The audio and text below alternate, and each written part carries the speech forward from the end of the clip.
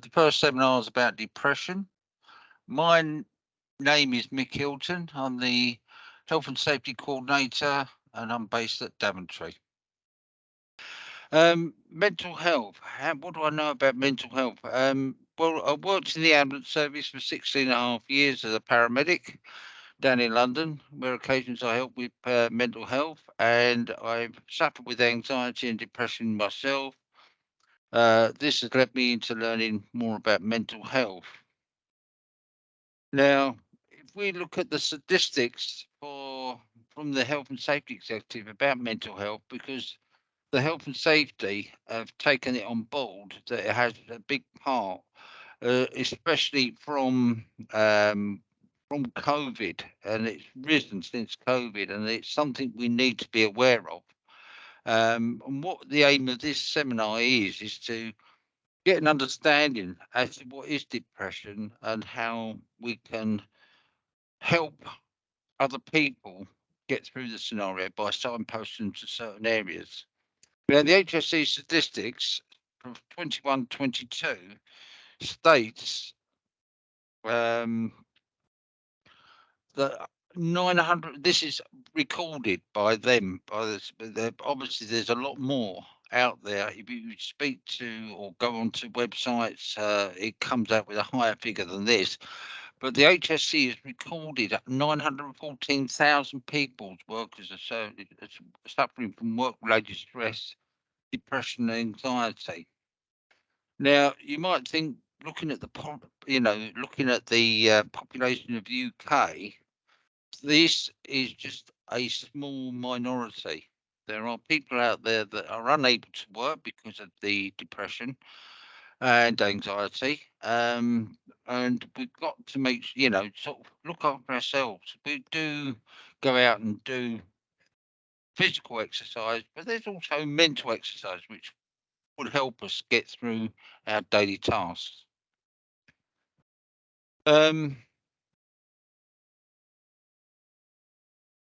What is depression? Now, it can be diagnosed as many things. It's simply more than feeling unhappy or fed up for a few days. It is most people go through periods of feeling down, but when you're depressed, you feel persistently sad for a few weeks, months, rather than a few days. And when you're saying sad, speaking from my own experiences, it's really hard to explain. It's one of those things where you get yourself deeper and deeper into the horrible thoughts, and you get very negative about oneself.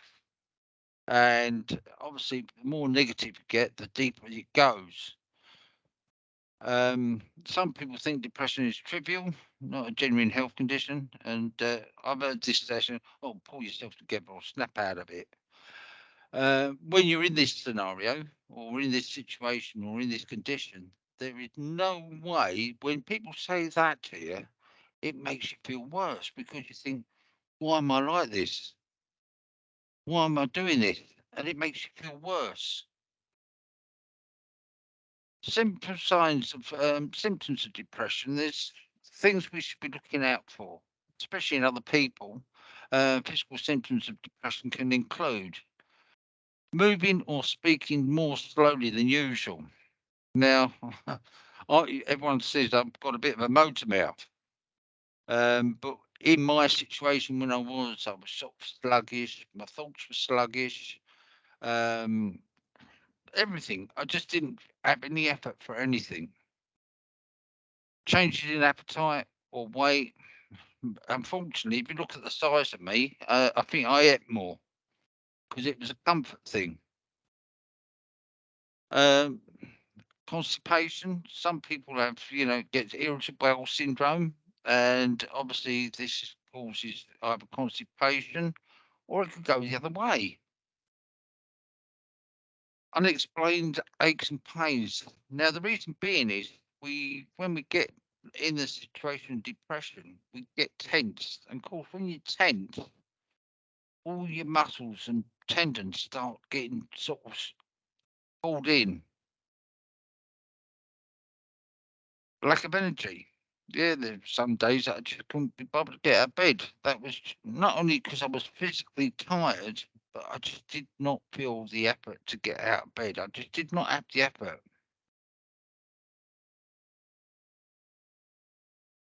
Again, unfortunately, I was on my own, so that I didn't worry about them things. But it was the last thing that was on my mind. I didn't have to worry about headaches or anything like that. But it just things like this. It just low. You just have no drive whatsoever.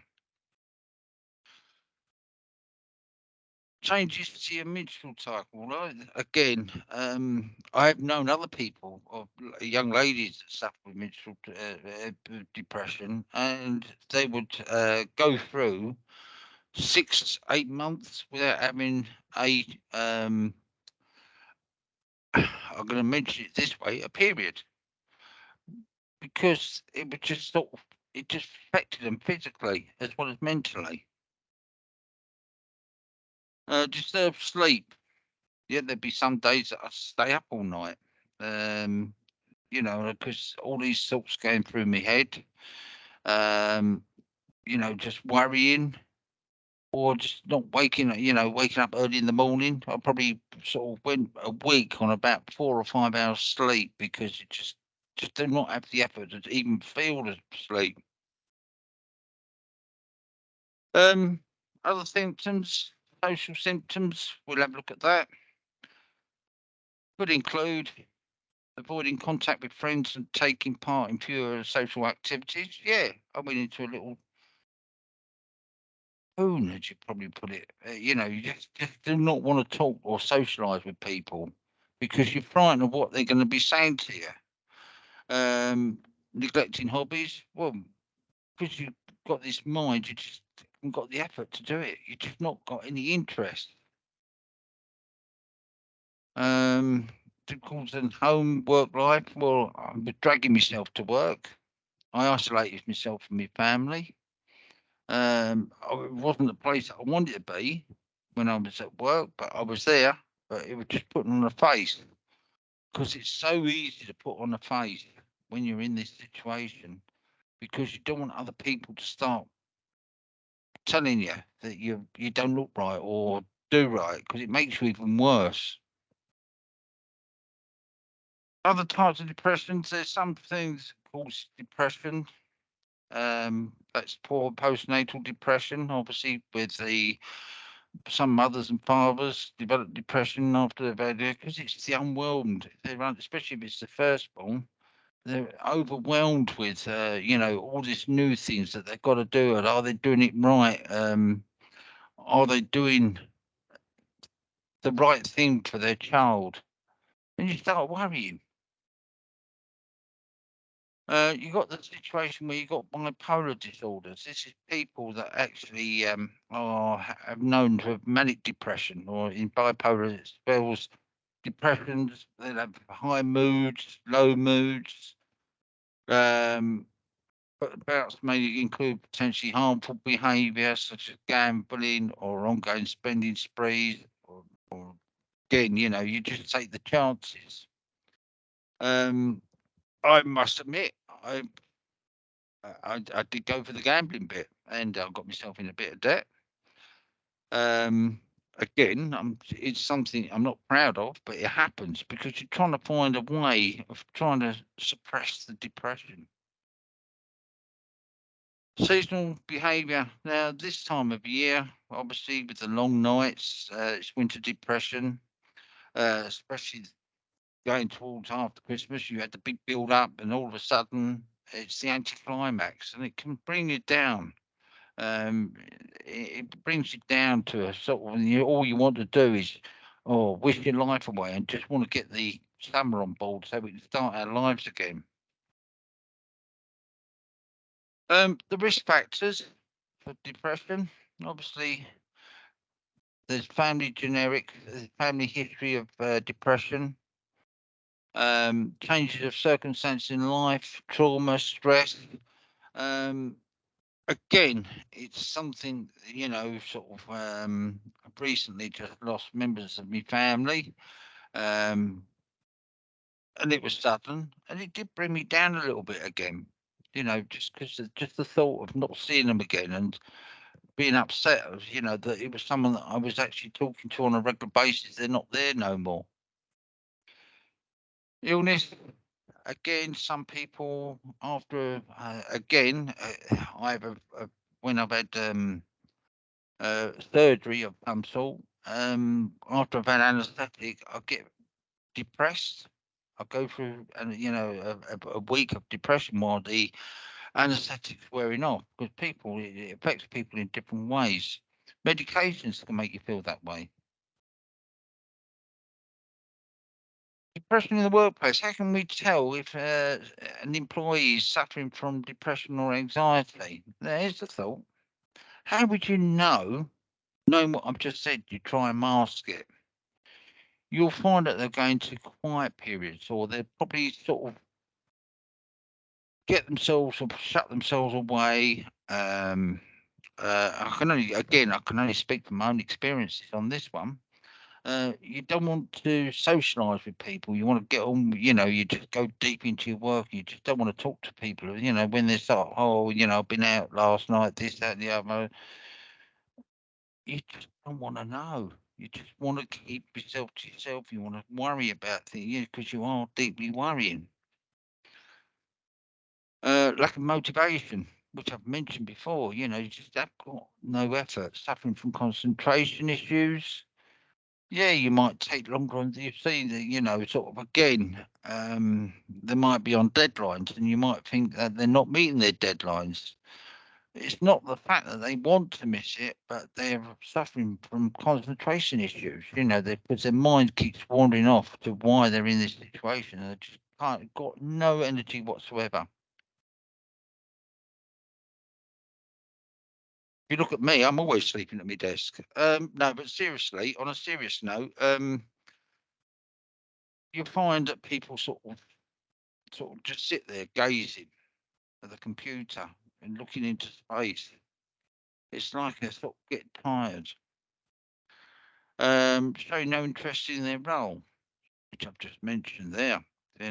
Sort of lethargic. The word is a marvellous word, lethargic. Become lethargic, not interested, not just doesn't show any interest whatsoever, whether it's work or even though they're trying, they can't get their act together.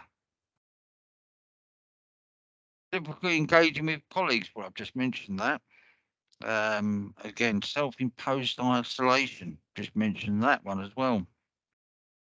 Increased absenteeism. You might find that they start rolling in late, they want to go home early, or they might just say, oh, I just don't feel right, or I don't feel well. It increases. So how can we approach this? It's called the algae approach. If you, from people that, even if you're not a mental health first aid trained staff, how do you approach it? Because you can see someone's not right. You can see that there's not something there. What can we do about it? Well, here we go. Assess for risk of suicide or self harm. Well, in my case, it wasn't a case of suicide or self harm, although I did have occasions where I think well, the world could be a better place without me.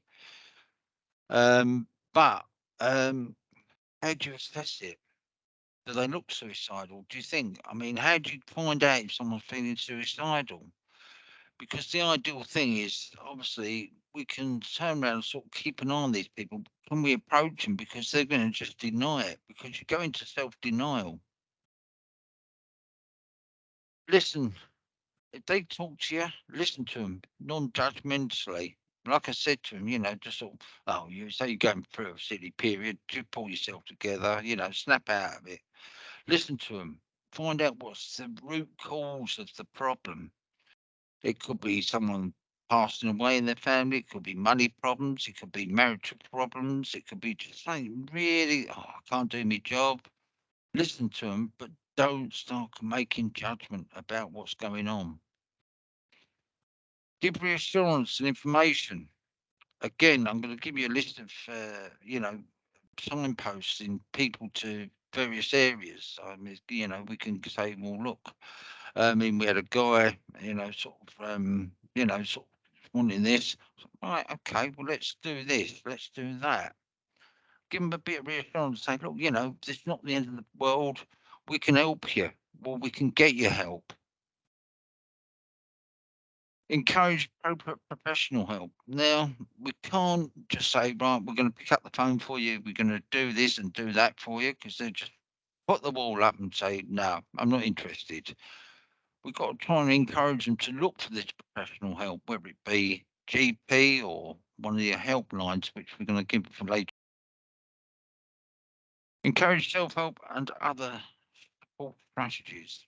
Again, one of the things that helped me is I found a book. It's all about cognitive therapy behavior, and it's learning how to do therapy. And this is the thing that goes through there. Now, that's probably another subject I'll talk about another time.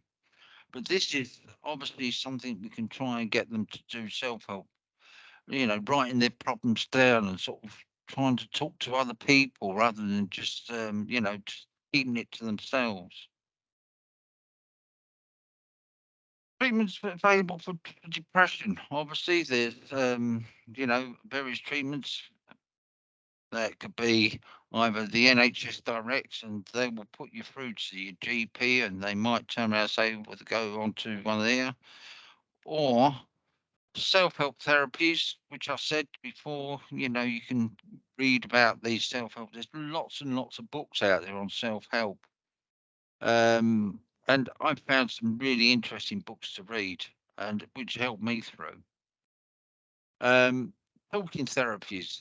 There's certain groups going to, with sort of talking, and I think, in the company ourselves as ATM, you've got people that can help you. We can sort of help you get through this, and we all find our little friends who we can trust and who we can talk to. We've also got the health and safety first aid team, which we're going to give the names to, which I'm going to give you the names for. Medication. Now, some people say, "Oh, I don't want to take medical because it's like a drugs." So again, it's just to help you initially, and it's another form of therapy. It gives you, it sorts out the medical activity of the brain and giving you giving different thoughts. Alternative treatments, massages, spa days, things like this. Somewhere you can go and take yourself away from being, being in this sort of situation. I hope this session has given us an insight of depression. It's only short and sweet, but just remember, you're not alone. No one's alone. If you need help, like I said, talk to the mental health staff. There's also a list of help, which is Samaritans, Hub of Hope. And if you want to come back to this PowerPoint, I'm sure it's going to be kept onto the website for a while. You can either come through myself or come through to James, Sam, who will also help you out with this. But there's like the mind, talking changes, no panic, bereavement. And we also belong to the Employment Assistance Program, which is UNUMS. You can give them a call, which is free advice on anything whatsoever. Again, here's your list, and if you go around to all our sites, you've got a list of people you can go and talk to. And listen, we will all listen to you, and we'll be non-judgmental, and that's what it's all about, and whatever you tell us will be confidential. And we would like to help anybody that has any problems.